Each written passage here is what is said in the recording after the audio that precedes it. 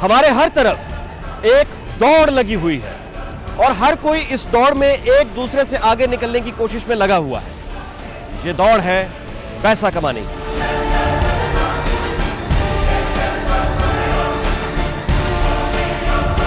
हम सब दौलत कमाना चाहते हैं और बहुत कमाना चाहते हैं, और हमारा यही रवैया ताकत बन जाता है हर तरह के फ्रॉड करने वाले शख्स की।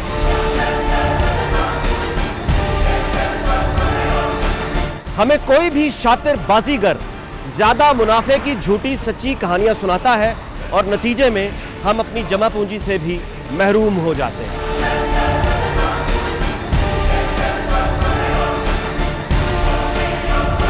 आज हम आपको ऐसे ही एक फ्रॉड की कहानी सुनाएंगे और साथ ही आपकी मुलाकात उन किरदारों से भी करवाएंगे जो दौलत हासिल करने के लालच में अपना बहुत कुछ गंवा बैठे। ये कहानी शुरू होती है लाहौर में वाक़ कनाल मोटर्स से।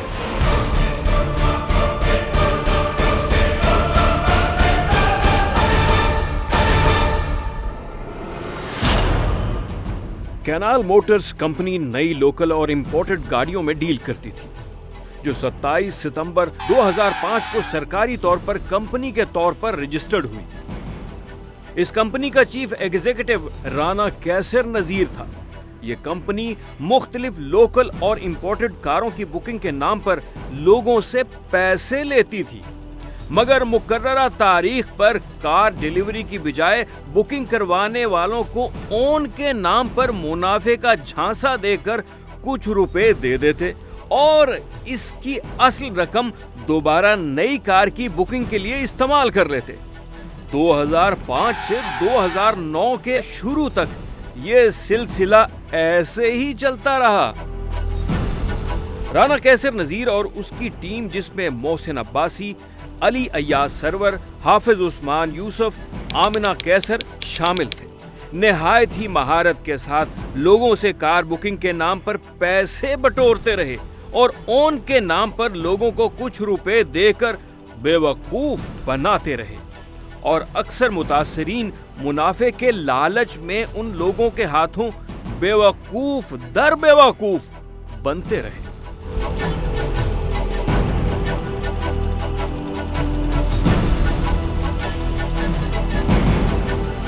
शोर उस वक्त मचा जब अचानक फरवरी 2010 में राना कैसर नजीर मंजर आम से गायब हो गया।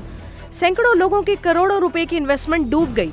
बहुत से लोगों ने राना कैसर नजीर को राबता और तलाश करने की कोशिश की, मगर कामयाबी न मिल सकी। अखबारात, टीवी चैनल्स में हर तरफ शोर मच गया कि करोड़ों रुपए लेकर कैनाल मोटर्स वाला राना कैसर नजीर गायब हो गया है और इन्वेस्टर्स दर बदर की ठोकरें खाते रहे। हालात को देखते हुए पुलिस ने मुख्तलिफ थानों में मुख्तलिफ लोगों की मदईयत में राना कैसर नजीर के खिलाफ तकरीबन 200 FIRs को दर्ज किया, मगर रिकवरी में खातिर ख्वाह कामयाबी न मिल सकी।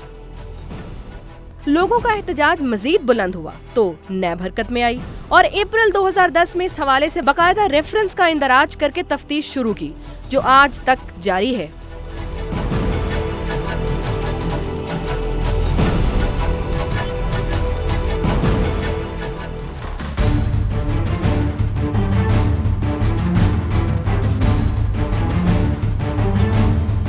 प्रैक्टिस की ये जो ओन के नाम पे जो कारोबार जिसे कहा जाता है, इसकी कानूनी हैसियत क्या है? जिस पर्टिकुलर आपने केस के बारे में बात की है वो प्राइवेट लिमिटेड कंपनी है।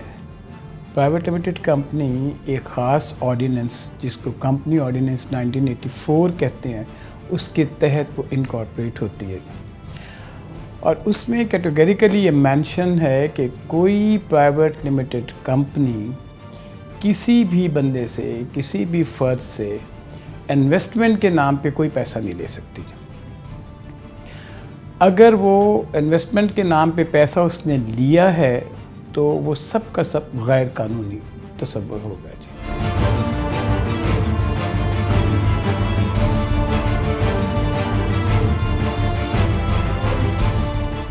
आपकी मुलाकात उन अफराद से करवाते हैं जिन्होंने कनाल मोटर्स के फ्रॉड में करोड़ों और लाखों रुपए गंवा दिए। क्या ये लोग पढ़े लिखे नहीं थे, समझदार नहीं थे, मैच्योर नहीं थे? इसका फैसला आप खुद कीजिए।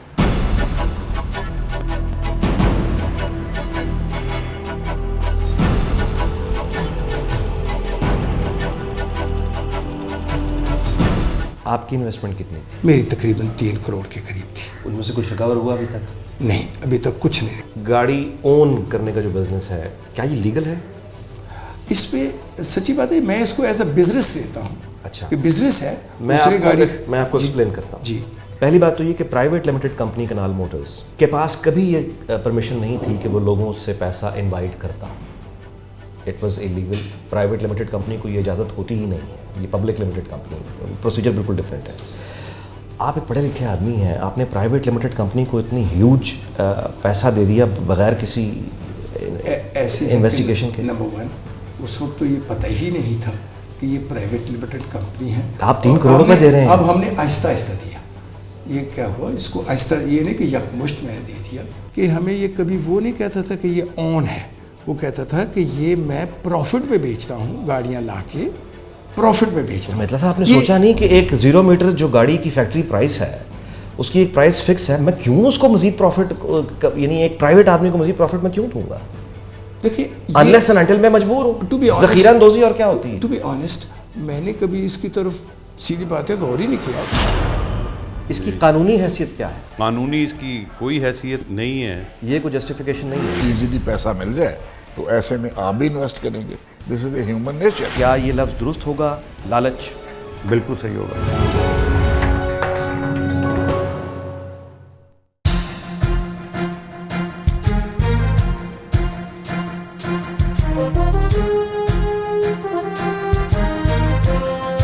कैनाल मोटर्स का मालिक था, उसका नाम था कैसर राणा, और इसने हमारी सोसाइटी PCS सयार में एक मकान ख़रीदा और ये यहाँ आके शिफ्ट हो गया और इस तरह से इसके साथ तारफ़ हो गया। और वहाँ पर तकरीबन कोई 15 बंदे हैं रेजिडेंट्स जिन्होंने इसके साथ इन्वेस्टमेंट की और तकरीबन ये सिलसिला कोई तकरीबन 3 साल से चालू था। आपको ये पता है कि एक ऐसी गाड़ी खरीदने के लिए आप पैसे दे रहे हैं जो आपने कभी चलानी नहीं? जी। और आर्टिफिशियल प्राइस इंक्रीज ये ज़ख़ीरानंदोज़ी में आता है। कीमतें बढ़ा रहे थे, एक आदमी की मजबूरी को एक्सप्लॉइट कर रहे थे, राइट, जो फैक्ट्री प्राइस से कहीं ज़्यादा पैसा देने पर मजबूर था क्योंकि आप जैसे लोगों ने गाड़ियों की शॉर्टेज की हुई थी। Right. Have you ever realised it? नहीं, एक्चुअली वो जो हमें बताता था वो तो ये कि मेरा ये जो बैंक्स हैं उनके साथ मेरा एक कॉन्ट्रैक्ट है, ये जो गाड़ियाँ आती हैं इन टोटो बैंक खरीद लेता है। That was a sort of business. Doctor साहब, आप डॉक्टर हैं, आप जहांदीदा आदमी हैं, आप से हमारी तवक्को है कि आप आने वाली नस्लों की रहनुमाई करेंगे, लेकिन अगर आप ही इतनी आसानी से कोई आपको आपकी जमा पूंजी ले गया तो इसको फिर क्या कहा जाए? बात ये है कि ह्यूमन नेसेसिटी है और एक नेचर है। आप भी काम करेंगे अगर ऐसा मिल जाए जिसमें आपको इजीली पैसा मिल जाए तो ऐसे में आप भी इन्वेस्ट करेंगे। This is a human nature.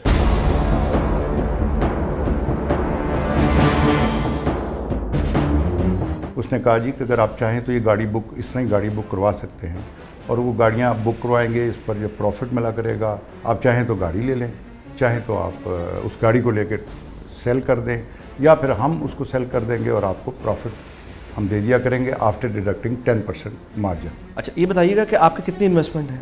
मेरी इस वक्त इन्वेस्टमेंट जो लास्ट इन्वेस्टमेंट जो थी दैट वाज द पीक 41,37,000 जो मैंने क्लेम किया हुआ उससे। एक पब्लिक लिमिटेड कंपनी ऐसा कर सकती है, वरना हाउसिंग सोसाइटीज भी आपको गारंटी नहीं करती हैं प्रॉफिट, वो आपको एक ज़मीन का प्लॉट इन रिटर्न गारंटी करती है। ठीक, आपने ठीक कहा। तो ये जो इलीगल प्रैक्टिस हो रही थी, जी, don't you think you are partners in that crime? नहीं, हम पार्टनर्स नहीं थे, ये तो आप कह सकते हैं कि मतलब इग्नोरेंस थी हमारे पार्ट पर। बाकायदा मार्केट के मुताबिक वो हमें वो देता था प्रॉफिट, ये नहीं था कि वो आउट ऑफ द मार्केट देता था। आपके रवैये को अगर मैं एक लफ्ज़ में बयान करना चाहूँ तो क्या ये लफ्ज़ दुरुस्त होगा, लालच? बिल्कुल सही होगा।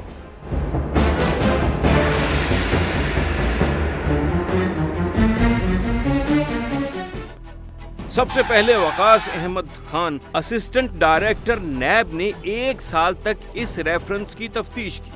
फिर मार्च 2011 से अल्लाह रखा असिस्टेंट डायरेक्टर नैब ने 10 माह तक इस रेफरेंस की तफ्तीश की और 25 जनवरी 2012 को डीजी नैब की हिदायत पर Malik Waheed assistant director NAB को कैनाल मोटर्स केस का इंक्वायरी अफसर मुकर्रर किया गया, मगर कुछ रोज पहले एक दफा फिर इन्वेस्टिगेशन अफसर को तब्दील करके inquiry special investigation unit Islamabad को भिजवा दी गई, जहां इस केस में सबसे पहले मुकर्रर किए गए आईओ वकास अहमद खान को एक दफा फिर इंक्वायरी अफसर मुकर्रर किया जा रहा है।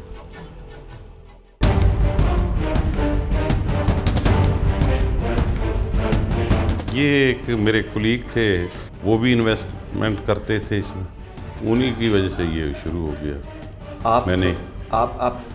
मेरा तकरीबन 3 करोड़ रुपया है इसमें। आप रिटायर्ड डीएसपी हैं? जी हाँ। आपकी सारी जो मुलाजमत है वो पुलिस की है मेरी। अच्छा, अब ये ओन का जो कारोबार है, जी, आप एक डीएसपी रिटायर्ड हैं, इसकी कानूनी हैसियत क्या है? कानूनी इसकी कोई हैसियत नहीं है, लेकिन तमाम ये जितने भी शोरूम्स वाले हैं, जितने भी हैं, ये सब कर रहे हैं, ये तो आज तक हो रहा है। ये कोई जस्टिफिकेशन नहीं है। मैं आपसे ये पूछ रहा हूँ कि इसकी कानून में इसकी इजाज़त है कि आप ओन एक फैक्ट्री प्राइस? देखें, ये बिजनेस में आ जाता है। नहीं, ये आपने तय करना है या security exchange commission of Pakistan ने तय करना है? नहीं, ये तय उन्होंने ही करना है। तो फिर आपने तो तय नहीं करना कि ये बिजनेस है। ये बिजनेस ये तय करना है security exchange commission of Pakistan ने। हाँ जी। उनकी गाइडलाइन बिल्कुल वाज़ेह है। हाँ जी। पब्लिक मनी को सिर्फ एक पब्लिक लिमिटेड कंपनी, अगर उसके पास SECP की इजाजत हो तो इनवाइट कर सकती है। प्राइवेट लिमिटेड कंपनी में तो ये मुमकिन ही नहीं है। बिल्कुल सही है। और आपने पैसा इन्वेस्ट कर दिया? हाँ जी, मैंने नहीं किया, बल्कि 220 आदमियों ने। 200 और आदमी एक अगर जुर्म करके आ जाए तो आपकी जस्टिफिकेशन नहीं है। हकीकत ये है कि ये कारोबार पहले से चल रहा है और ये इसमें इन्वेस्ट किया जाते हैं पैसे। सर, ज़ख़ीरा अंदोज़ी किसे कहते हैं? ज़ख़ीरा अंदोज़ी इसमें बिल्कुल नहीं है। एक आर्टिफिशियल डिमांड आप क्रिएट कर रहे हैं। आप एक ऐसी गाड़ी बुकिंग करा रहे हैं जो आपने कभी चलानी ही नहीं। ये मोहतरम, सारे जितनी भी ये बड़े बड़े डीलर हैं, ये उनकी पैदा करता है। तो आपका काम ये था कि आप अपने एक्स कुलीग्स को साथ लेके इनके खिलाफ रेड करते, उस वक्त आप इनको पकड़ते, उस वक्त तक ये चीज आप खुद ही शामिल हो गए। ये चीज आया ही नहीं थी, क्योंकि आपको पैसा आ रहा था। पैसा उसमें से आया कहाँ है? 10% वो काट लेता था, 30,000 20,000 रुपया उस पर ओन मिलता था। आपने अपने टैक्स में, आपने रिटर्न्स में वो डिक्लेयर किया प्रॉफिट? मेरा तो वो ये मनी इतनी नहीं थी, टैक्स का तो मैं वो ही नहीं। 3 करोड़ रुपए आपने इन्वेस्ट किया है। मोहतरम, ये सब बाहर से आए हुए हैं, वहाँ से उन्होंने मुझे दिए हैं और मैंने वो इन्वेस्ट कर दिए, जिसका कोई टैक्स कभी पे नहीं होना था। नहीं। किसी वकील से मशवरा किया था? कारोबार करते वक्त तो नहीं किया, इसी वजह से तो इस वक्त इस मुसीबत में फंसे। यही जो जगह जहाँ जैसे लोग ज़िबा हुए। मेरी ज़िंदगी की यही तो कमाई थी 4 लाख रुपए, जो यहाँ डूब गया। गलती हो गई है तो इसके बाद हम बहुत परेशान। इसको तो अल्लाह मियाँ का अज़ाब आएगा। वाइफ को भी मेरी फालिज हो गया है, वो भी पड़ी ही है।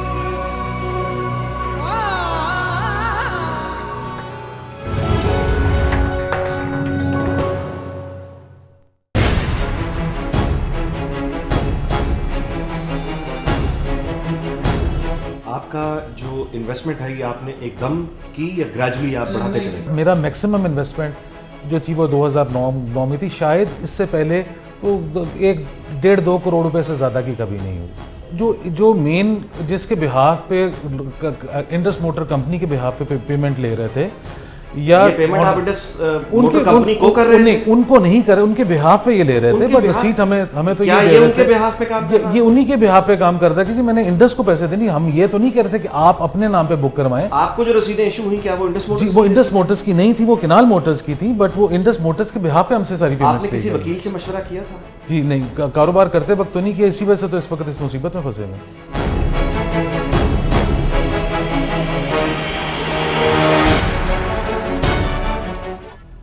इस दौरान करोड़ों रुपए जमा होने के बाद राना कैसर नजीर ने कैनाल मोटर्स के अलावा भी मुख्तलिफ कंपनीज बनानी शुरू कर दी। राना कैसर नजीर ने इस दौरान कैनाल मोटर्स से हासिल होने वाली रकम को UAE में 3 कंपनियों ओएसिस मून, फास्ट क्रेन और डेजर्ट गल्फ में भी इन्वेस्ट किया, मगर खातिर ख्वाह कामयाबी न मिल सकी। अलबत्ता दुबई में प्रॉपर्टी खरीदने में जरूर कामयाब हो गया, जिसमें दुबई स्पोर्ट्स सिटी में एक अपार्टमेंट और एक टोयोटा फॉर्चून कार शामिल है। और इन्वेस्टिगेशन रिपोर्ट के मुताबिक ये कार आजकल दुबई में सलीम मेतला के बेटे हसन मेतला के ज़ेर इस्तेमाल है, जो खुद कैनाल मोटर्स मुतासरीन के सरपरस्त भी हैं।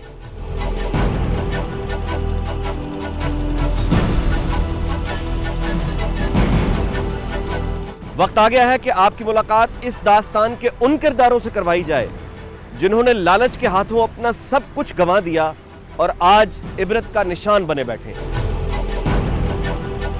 अस्सलाम वालेकुम जी। आपका इसमें ग्रामी? मेरा जी मलिक मोहम्मद इनाम। इनाम साहब, यही वो जगह है जहाँ पे कनाल मोटर्स? जी बिल्कुल जनाब, यही जो जगह है जहाँ हम जैसे लोग ज़िबा हुए। अच्छा, तो आपके साथ क्या हुआ? ये मैंने एक सुजुकी मेहरान के लिए बुक कराई थी, 4,99,000 हमने दिया था। उसके बाद ये सारे गायब हो गए। बाकी जो अखबारों में आया आपके सामने ही। आप बाय प्रोफेशन? आप? मैं बैंकर हूँ। आपको इल्म में तो सबसे ज़्यादा होना चाहिए ना कि इस तरह का जो नहीं, कारोबार मुझे बिल्कुल मुझे इल्म होना चाहिए था, लेकिन चूँकि ये मैं अकेला नहीं था, मैंने तो बुक कराया, गाड़ी बुक कराई है। सिर्फ मैंने गाड़ी परचेज़ करने के लिए ली थी। मेरे पास अपनी गाड़ी है, मैंने अपने बेटे के लिए बुक कराई थी। लेकिन जब मैं बुक कराने के बाद आया हूँ महीने के बाद लेने के लिए, तो यहाँ सारा वाइंड अप था। पैसे सारे डूब चुके हैं? पैसे सारे डूब चुके हैं। बस नैब के चक्कर हैं यहाँ, जैसे आप लोगों के तंग करते हैं उनकी हमारी कोई मदद कर दें, इसके अलावा तो कुछ भी नहीं होता। जी, आपका नाम? सखी गुल नाम है मेरा। कहाँ के रहने वाले हैं? जी पेशावर से, तल्लक है। आप पेशावर से ये गुफ्तगू हमसे करने आए हैं? जी जी बिल्कुल। अच्छा, कितने आपके पैसे? जी मेरे 4 लाख रुपए की अमाउंट है। एक मेहरान गाड़ी कराई थी शादी, तो ना तो मेहरान गाड़ी मिली, और पहली दफ़ा मकसद जिस दिन हमने जमा कराया उससे 2 महीने बाद ही वो 2 महीने का मैं टाइम दिया गया था कि 2 महीने बाद आपको गाड़ी मिलेगी। 2 महीने बाद ना तो गाड़ी मिली थी ना वो कनाल मोटर वाले मिला। अरे ये बताइए कि आप पेशावर से इतनी दूर से यहाँ गाड़ी बुक कराने आए? सर यहाँ पे गाड़ी सिर्फ 30,000 रुपये सस्ती मिलने की वजह से किसी दोस्त ने कहा यहाँ बुक करवा दो। कितने पैसे आपने? 4 लाख रुपए। मेरे लिए 4 लाख सारा कुछ ही है सर। इस वक्त मेरी ज़िंदगी की यही तो कमाई थी, 4 लाख रुपए जो यहाँ डूब गया। सो ये सखी गुल साहब जो पेशावर के रहने वाले हैं, 30,000 रुपये की बचत की खातिर लाहौर आके इन्होंने कनाल मोटर्स में गाड़ी बुक कराई थी और ये 4 लाख रुपए से महरूम हो चुके हैं और अब ये लाहौर के धक्के खा रहे हैं, ना कभी नैब के दफ्तर में। इनकी परेशानी का अंदाज़ा इस बात से लगाया जा सकता है कि हमारे इस प्रोग्राम में ये थोड़ी गुफ्तगू करने के लिए ये पेशावर से तशरीफ़ लाएँ।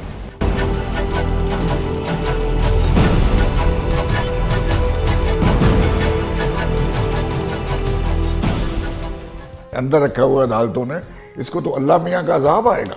3-4 बंदे ऐसे हैं जो फौत हो चुके हैं, कुछ पैरालाइज्ड भी आपको पता है कि हो चुके हैं, और कुछ मेरा ख्याल में they will soon die.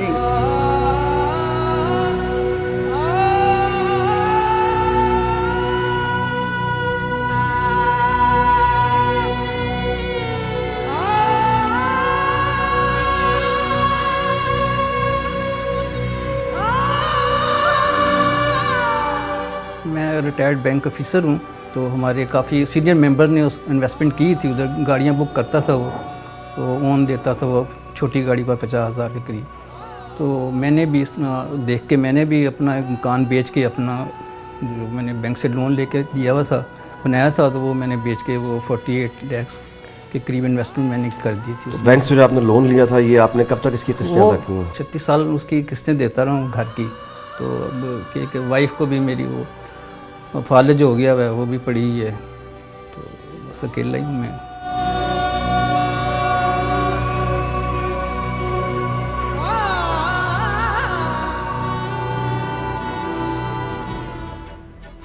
Rana कैसर नजीर के फरार और गैर कानूनी तौर पर जेर हिरासत रहने और बाद में गिरफ्तार होने के असल हक़ाइक़। 18 फरवरी 2010 इफ्तिखार अली और मोहम्मद इलियास अमीन नामी 2 अफराद ने मुकदमा नंबर 232/2010 और 230/2010 जेर दफा 499 F 18 फरवरी 2010 थाना वॉल्टन फैक्ट्री एरिया में राना कैसर नजीर के खिलाफ दर्ज करवाए। पुलिस पार्टी ने उसी दिन इन दोनों अफराद के साथ मिलकर कैनाल मोटर्स के ऑफिस से राना कैसर नजीर को हिरासत में लिया और थाना वॉल्टन फैक्ट्री एरिया ले गए। राना कैसर नजीर की गिरफ्तारी के बाद कैनाल मोटर्स के दफ्तर का तमाम रिकॉर्ड सलीम मेतला ने दफ्तर से शिफ्ट कर लिया। पुलिस ने राना कैसर नजीर की गिरफ्तारी दर्ज करने की बजाय मिली भगत से उन तीनों अफराद को राना कैसर नजीर से उसकी लैंड क्रूजर गाड़ी 51 लाख के इवज और एक घर 81 Indus block green fort Lahore society office से ट्रांसफर करवा दिए और राना कैसर नजीर को फरार करवा दिया।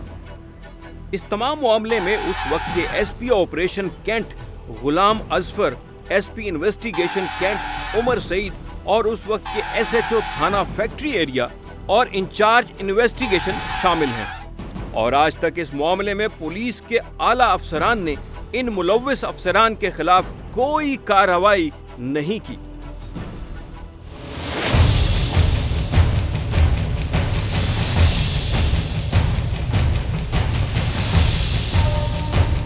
उसने गाड़ियाँ बुक करवाई तो उसने मुझे कहा कि भाई बात यह है कि जब आपकी गाड़ियाँ आएंगी तो मैं आपको ना बेच कर और इसमें से आपको ज़्यादा प्रॉफिट दूंगा। लेकिन गाड़ियाँ नहीं आई, लेकिन उसके बाद उसने मुझे ना फिर टाइम दे दिया कि भाई अब आप फिक्र ना करें, कराची के हालात ख़राब हैं। जब कराची में वहाँ पर काफ़ी मर्डर हुए हैं, काफ़ी तबाही मची है, इसलिए गाड़ियाँ वहाँ पर रुकी हैं। जब गाड़ियाँ लाहौर पहुँचेंगी तो मैं आपको वो बेच कर ज़्यादा प्रॉफिट दूंगा। फिर ऐसा हुआ कि ना वो गाड़ियाँ आई, ना वो चेक क्लियर हुए, और मैं वहाँ पर बैंकों में फिरता रहा हूँ। उनके अकाउंट में कोई पैसा नहीं था और मैं बड़ा परेशान खज्जल ख्वार होते फिरता रहा हूँ। हाशमी साहब, आप एक सहाफ़ी हैं, 20 साल आप सहाफ़त करते रहे। हाँ जी। मुझे तो आपसे ये तवक्कुह थी कि आप इसकी तहकीक आपका बुनियादी फ़र्ज़ है। आप इन्वेस्टमेंट जो PCSIR के लोग इन्वेस्ट कर रहे थे, आप उनको बचाते। आपने खुद अपने पैसे, ना सिर्फ अपने ख़ानदान के पैसे भी बचा दिए एक गैर कानूनी काम में। गलती हो गई है तो इसके बाद हम बहुत परेशान। मुझे अच्छा नहीं लगता कि मैं दुनिया के सामने रहूं और कि वो रिटायरमेंट का पैसा इन्वेस्ट किए और सारे ज़ाया हो गए। ये सारी का सारा पुलिस के साथ मिलकर। क्या जिन लोगों को वो प्रॉपर्टीज़ ट्रांसफ़र हुई, हाँ जी, वो आपके रिश्तेदार थे? नहीं, हमारा उनके साथ कोई ताल्लुक नहीं।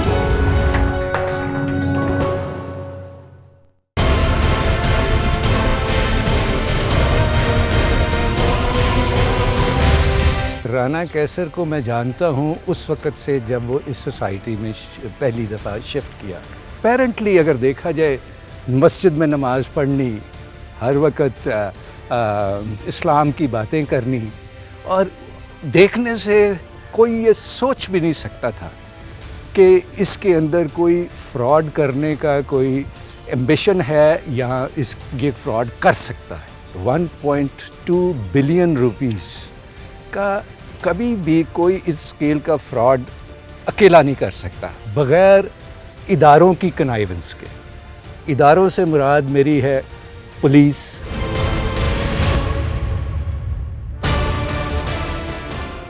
बेवा हैं, 4 बच्चे हैं मेरे। उस टाइम माली हालात इतने ख़राब थे कि मैंने अपने जिस घर में मैं रह रही थी उसको मैंने गिरवी कर दिया। एक कमरा रिहाइश के लिए रख लिया, 2 कमरे मैंने गिरवी करके तो मैंने इधर इन्वेस्टमेंट कर दी। 4-5 माह मिले हैं इन्वेस्टमेंट के पैसे, लेकिन उसके बाद फिर फ्रॉड हो गया। कितने पैसे दिए आपने? उस टाइम मैंने दिए 5 लाख थे, लेकिन इसने खुद से करके मुझे कुछ लौटा दिए, तो 3.5 लाख रकम रह गई थी। इसने कहा कि अब जब ये मिलेंगे तब मैं आपको वापस दे सकूँगा, ऐसे मैं कहाँ से दूँ। तो अब आपके सामने है कि ज़ाहिर है 4 बच्चे हैं छोटे छोटे मेरे, और उनको मैं मेहनत मजदूरी ट्यूशन वगैरह करके अपना गुजारा कर रही हूँ। जो किराया आता था वो भी गया।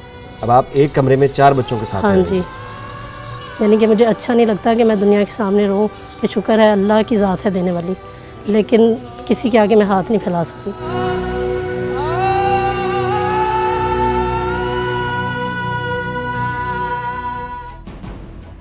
फरवरी 2010 को लाहौर से फरार होने के बाद राना कैसर नज़ीर अपने साथियों मोहसिन अब्बासी, एहसन अब्बासी और अपनी दूसरी बीवी सना कैसर के साथ मुजफ्फराबाद भाग गया और वहां के असिस्टेंट कमिश्नर हमीद कयानी के यहाँ 7 मार्च 2010 तक छुप कर रहता रहा। 7 मार्च 2010 को लाहौर के एक SP राना मंसूर ने DIG मुजफ्फराबाद को राना कैसर नज़ीर की असिस्टेंट कमिश्नर मुजफ्फराबाद हमीद कयानी के पास मौजूदगी के सबूत फराहम किए, जिसके बाद SHO green town Muzammil Hussain Rana Qaiser Nazir को लेकर लाहौर आ गया। मगर इस दफा फिर पुलिस ने राना कैसर नज़ीर की कानूनी गिरफ्तारी दर्ज करने की बजाय राना कैसर नज़ीर को 16 मार्च 2010 तक जेर हिरासत रखकर इस दौरान इसकी property 104 kanal farm house Sargodha, 175A PCSIR Lahore, 5 marla घर सब्जादार स्कीम एजाज अहमद, गुलफाम हैदर और राना बिलाल के नाम ट्रांसफर करवा दी। और इन्वेस्टिगेशन रिपोर्ट में लिखा कि 16 मार्च 2010 को राना कैसर नज़ीर ने थाना मॉडल टाउन में खुद गिरफ्तारी दी। इसके भाई का brother in law Rana Mansoor SP ने एक ड्रामा रचाया और ख़ुद जाके इसको गिरफ़्तार किया। ये गायब हो गया हुआ था, आज़ाद कश्मीर के रिमोट एरिया में से कहीं से इसको पकड़ा और फिर इसको अपनी इल्लीगल कस्टडी में रखा और उस दौरान में इसने जितनी प्रॉपर्टीज़ थी वो बेनामी कर दी या बेच दी या किसी तरीके से वो ट्रांसफ़र करवा ली, और ये सारे का सारा पुलिस के साथ मिलकर हुआ। इस स्कैंडल में राना मंसूर एसपी और उनके गिरफ्तार किए गए वालिद को नैब और बादअज़ां पुलिस डिपार्टमेंट ने भी दौरान तफ्तीश बेगुनाह करार दे दिया।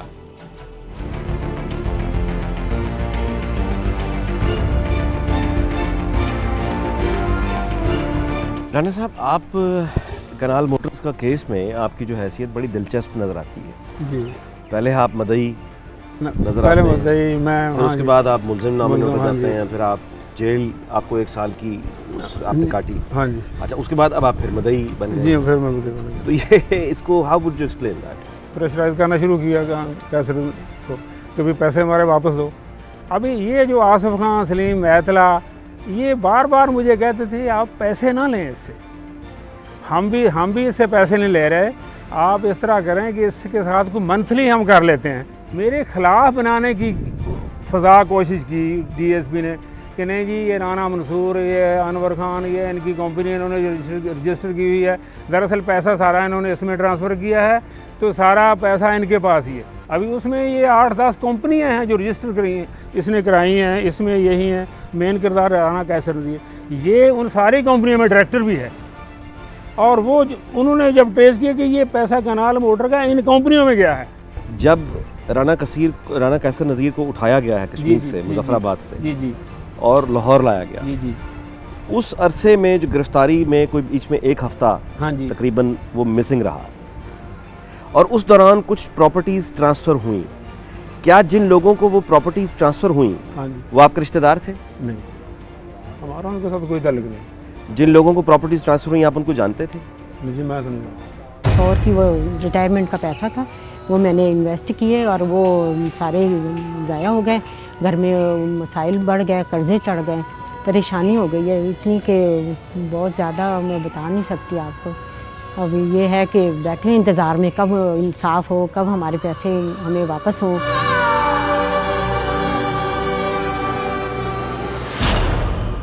कैसर को पकड़ाने वाले हम लोग हैं, इन लोगों ने कुछ नहीं किया। 2 साल हो गए हैं, अभी तक तो नैब से कोई कुछ नहीं हो सका।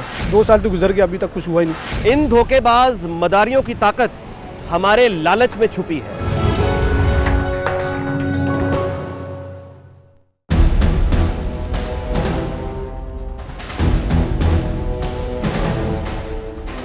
हम कनाल मोटर्स के साबका दफ्तर पहुंचे, जहां चंद मुतासरीन ने अपनी कहानी को सुनाना था। गुफ्तगू के दौरान एक मुतासिर ने बताया कि उनकी अपनी अंजुमन के सदर सलीम मेतला दरअसल उस इमारत के मालिक हैं जिसमें कनाल मोटर्स का शोरूम वाक़ था। हमने सोचा कि हमसायों से इस बाबत गुफ्तगू की जाए, और सामने के दफ्तर जब दाखिल हुए तो हमारी हैरतों में इजाफा हो गया। ये क्या, सलीम मेतला यहाँ क्या कर रहे हैं? आगे क्या हुआ देख लीजिए। हम यहाँ पे आए थे तो वो यहाँ पे काफ़ी मुतासरीन जमा थे, तो रो रहे थे बेचारे। आप यकीन करें, लिटरली वो आंखों से आंसू बह रहे हैं, रो ही जा रहे हैं। कुछ लाखों रुपए लोगों में डूब गया था, करोड़ों के हिसाब से। तो फिर काफ़ी हम मुतासरीन थे। फिर मेतला साहब ने सबको इकट्ठा किया उसी टाइम, और इन्होंने कहा जी हमें एक कमेटी बनाते हैं। फिर इन्होंने कुछ कमेटी सेलेक्ट की अफेक्टिस में से, खुद ही उनके चेयरमैन बने। लेकिन वो जो कमेटी थी ना, उसने कोई अपना अच्छा काम नहीं किया, मेरा मतलब है। वो बड़े स्लो हो गए चले। और एक नजम साहब, हाँ जी, क्या आप समझते हैं इन्होंने क्या ठीक नहीं किया? ये तो हम रोक रहे थे कि नैब में नहीं जाना अभी। अच्छा, नैब में नहीं जाना, लेकिन चूँकि हमें नज़र आ रहा था जी पुलिस कुछ कर नहीं रही, तो फिर इसलिए हम सब लोगों ने मिल के खुद ही से ये डिसाइड किया कि हम नैब में जो है ना एप्लीकेशन देते हैं। आपकी रोल से मुतमईन नहीं है जी मुतासरीन? कमेटी के मैंने कहा रोल से मुतमईन नहीं लगते मुतासरीन? पहले तो ये है कि ये बंदा मुतासरीन में से नहीं है। अगर मैं मुतासरीन में से नहीं हूँ तो मेरे पास ये कनाल मोटर्स की एनवाइसीज हैं। एक मिनट में इसी बात मेरे पास नैब ने मुझे मेरा क्लेम सबमिट किया हुआ है। हाँ चलें ठीक है। अगर मैं झूठ बोल सकता हूँ, नैब मेरा ये स्टाइल नहीं है कि मैं एक छोटे से बच्चे से अपने आप को एक किस्म का ये पिछले 15 दिन से मैसेजेस भिजवा रहा है, मेरा ये स्टाइल नहीं है। कैसर को पकड़ाने वाले हम लोग हैं, इन लोगों ने कुछ नहीं किया, इन लोगों ने तो कुछ नहीं किया। ये तो अपने एसी वाले रूम, ये तो कनाल मोटर के सारे एसी ले गए यहाँ से, लाइट गई है, पूरा सामान गायब किया गया। खुदा की कसम खा के क्या, तो पूरा वीडियो देखी है मैंने गाड़ियों की आती हुई इनकी। नहीं, आप बैठ के मेहता साहब बात करें ना फिर इधर आपस में अगर आप लोग इस तरह होगा तो फिर ये बच्चा मुझे पिछले 10 दिन से मैसेज पे मैसेज। सर अगर मैं मैसेज कर रहा हूँ दिखाएं, मेरा नंबर मेरे पास है, जाके FIR दें। अगर मैं आपको मैसेज कर रहा हूँ, मैं आपको थ्रेट कर रहा हूँ, उसका रिकॉर्ड होगा, हर चीज़ सामने आएगी। नैब की इस 2.5 साल की तफ्तीश की कारकर्दगी ये है कि अखबार में इश्तहार देने के बाद 203 लोगों के 1 अरब 23 करोड़ 2,04,829 रुपए के क्लेम इकट्ठे किए गए। अदालत आलिया लाहौर में इकरार किया गया कि 1.18 बिलियन रुपए की रिकवरी हो चुकी है, मगर आज तक 1 रुपए की रिकवरी भी मुतासिरीन को नहीं दी गई। 2 साल हो गए हैं, अभी तक तो नैब से कोई कुछ नहीं हो सका। तो मैं तो ये रिक्वेस्ट करूंगा चीफ जस्टिस साहब से, इफ्तिखार चौधरी साहब से कि आज खुद इसका नोटिस लें कि इसमें तकरीबन 200 से ज़्यादा मेंबर हैं, इफेक्टिव हैं, तो 1.25 अरब के करीब अमाउंट है। और मैंने सुना था कि नैब वालों ने 1.8 बिलियन रिकवर किए हैं उनसे, तो अभी तक तो कुछ नहीं पता चल रहा क्या हो रहा है। नेब से क्या कहें, नेब वाले कह रहे वो पैसे रिकवर करेंगे तो आपके मिलेंगे, कभी उस दफ्तर जाओ, कभी उस दफ्तर जाओ, कभी कहाँ जाओ। अब पेशावर से रोज़ आना पड़ा, हमें नेब वाले कह देते आ जाओ, इंटरव्यू देने आ जाओ, प्लानिंग चीज़ करने आ जाओ। हम रोज़ आते जाते हैं, हमारे आने जाने का जो किराया है 2000 कम से कम 2025 रुपये लग जाता है यहाँ आने में। तो हम यही कह रहे हैं कि आप तसल्ली से जाओ, आपको इंशाल्लाह पैसे मिलेंगे। 2 साल तो गुजर गए, अभी तक कुछ हुआ ही नहीं। बात ये है जी कि ये पैसा तो अभी बहुत देर और भी पड़ा रहेगा जी, और मेरी दानिश में वो 30 जून तक तो उसका कोई भी स्कोप नहीं बनेगा। लेकिन NAB ordinance 1999 is very much clear. इसका सेक्शन 25C ये कहता है कि जब ये पैसे नैब रिकवर कर लेगा तो विद इन 1 मंथ ये जिनके पैसे हैं उनको लुटाने का ये पाबंद होगा। अब अगर उसकी पाबंदी नहीं हो रही तो यहाँ पे जो सुप्रीम कोर्ट के सो मोटो एक्शन इख्तियारात हैं उनको बुरुए कार लाते हुए लोगों की दादरसी करनी चाहिए।